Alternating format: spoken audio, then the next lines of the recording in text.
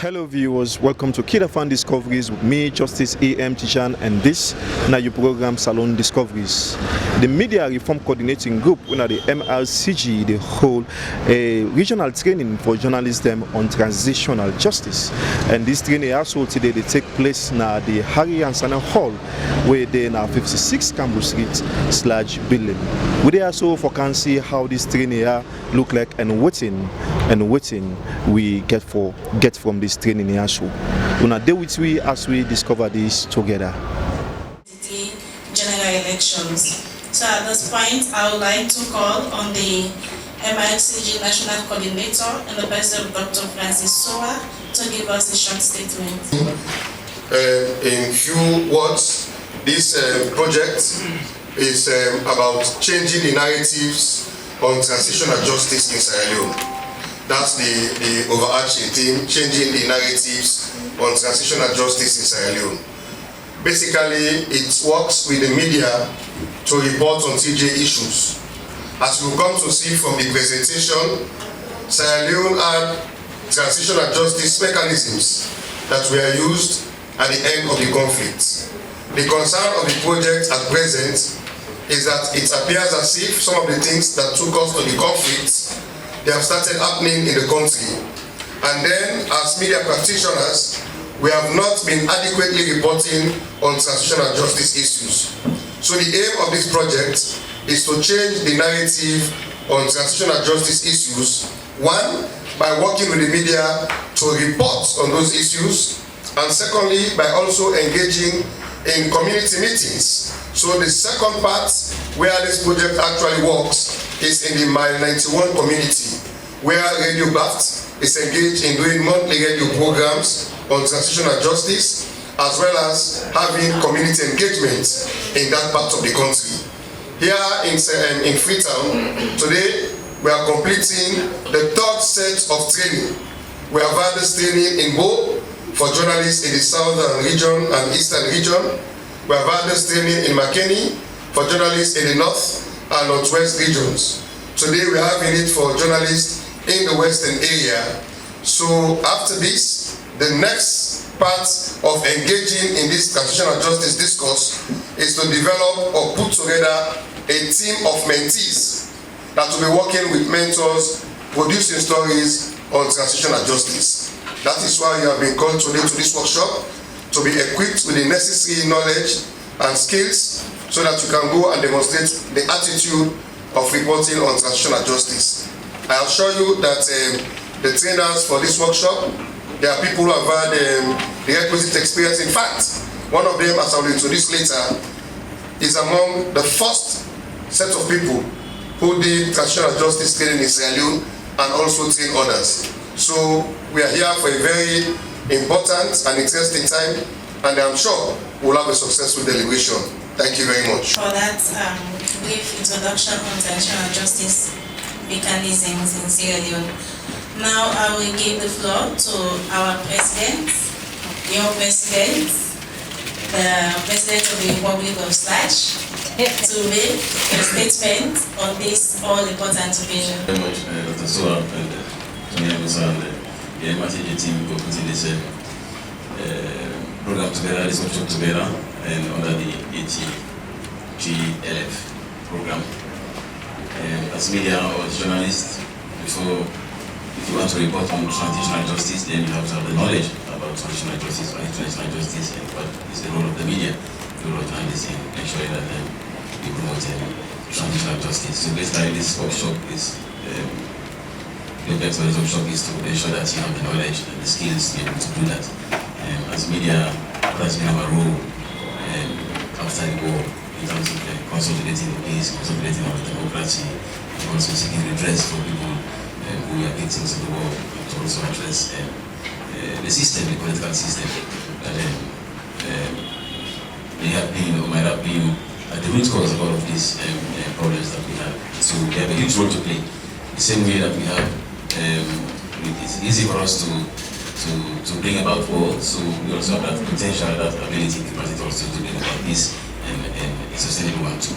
So this training should be should be very important to you as journalists, because you need to have the knowledge, you need to have the experience, and to be able to do this and continue to raise the awareness, that people know what has been done. The TRC recommendations, what have the media done to ensure that we keep track of all those recommendations, what has been done in terms of implementing those recommendations. That should be our goal. As media, we are only focused on freedom and media pluralism. We are focused less on accountability. How do we hold our leaders to account? How do we hold people who have committed these serious human rights violations to account? That should be our focus. We should not forget that is one of our biggest ones as media people. So, on behalf of SLAJ and on behalf of the Media Reform Coordinating Group, it is my honor to declare this workshop training open and to encourage you all to take this training very seriously, and whatever knowledge you acquire here, let it impact in the way that you report traditional justice. With that in mind, I want us to understand that the concept transitional justice, the key expression here is transition. And we can only expect transition when we understand two situations. A situation A to situation B. So the movement from situation A to situation B provides the understanding of transition. So when we talk about transitional justice, basically, it's an understanding that we have lived in chaotic environments, either as a result of dictatorship, anarchy, bad governance, war, that may perpetrate or bring about what we call atrocities. Those atrocities might relate to what we call crimes against humanity, and then at the end of the day, we may gradually move from that environment to a safe environment. A system now where we may talk about accountability, social justice, good governance, peace building, and the like. So if you come back to African nations, those that are exactly in the manual that you'll be looking at, and even beyond later, you realize that they have experienced, bad governance, wars, or political exclusion, marginalization, upheaval, insurgency, that then they are now moving from their past to a present system.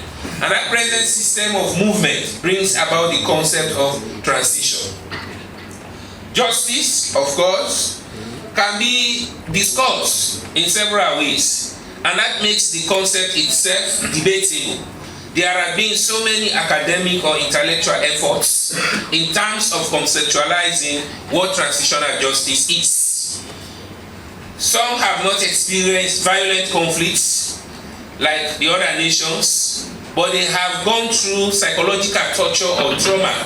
But what we know, there was a period in Sierra Leone, almost 11 years, when there was mass atrocities, crimes against humanity. And as such, there was the need for peace building. And moving from the period of crime to the period of building and consolidating the peace, that period is called transition. We will now later discuss what were the justice mechanisms that we have suggested for Sierra Leone case. You go to Ghana also, there is similar situation about bad governance. It might not be like the rebel war you had in Sierra Leone. Similar to Liberia. Situation in Liberia is synonymous to the situation in Sierra Leone. We are aware of that. And then when you go to Gambia also, there was a political demagogue. And when we talk about demagogue, those are people who want to stay in power forever. So it was difficult to get regime change. And during that period, that dictatorship in Gambia, for example, there were human rights abuses.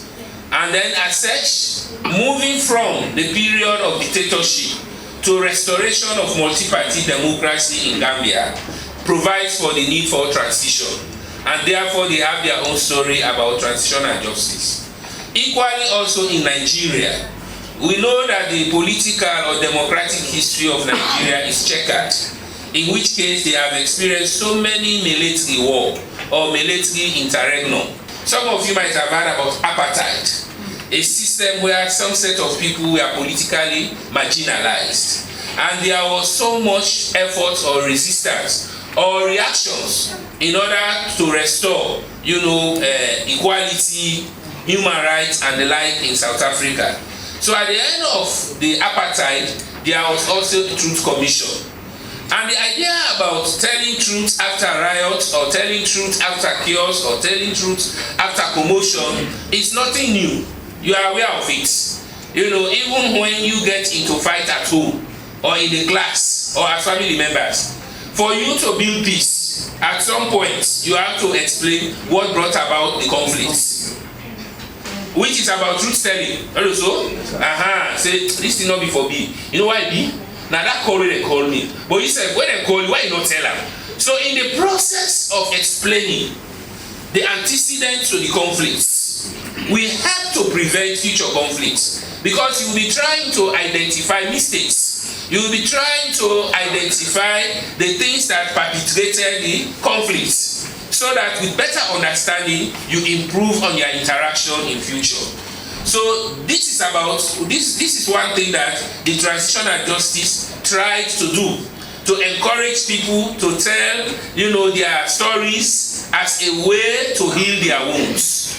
Those of you who are older enough, for Sierra Leone for example, at the time of the TRC, which we'll talk about later, our leading jingle for the TRC that was done at that time was "Can't blow your mind, can't clear your chest." So blow your mind, clear your chest was an opportunity given to people who were victims, of the war. And as such, even those who were also actors against their own willingness. What does that mean? You are an actor against your willingness. We heard about people like child soldiers. Those who are actors or perpetrators against their own willingness. And as a result of their age, some of them were very brutal. But then at the end of the war, they needed to reintegrate. And for you to reintegrate, you needed reconciliation. And for you to enjoy reconciliation, you needed forgiveness. So as such, the concept of truth-telling became prominent. And that brought about the idea of having the Truth and Reconciliation Commission in Sierra Leone. Alright? Now going further, other schools of thought have argued that merely explaining our past as a way to solve, the present and prevent reoccurrence without punitive actions, then impunity will prevail. So the idea about transitional justice is to address that key word, impunity.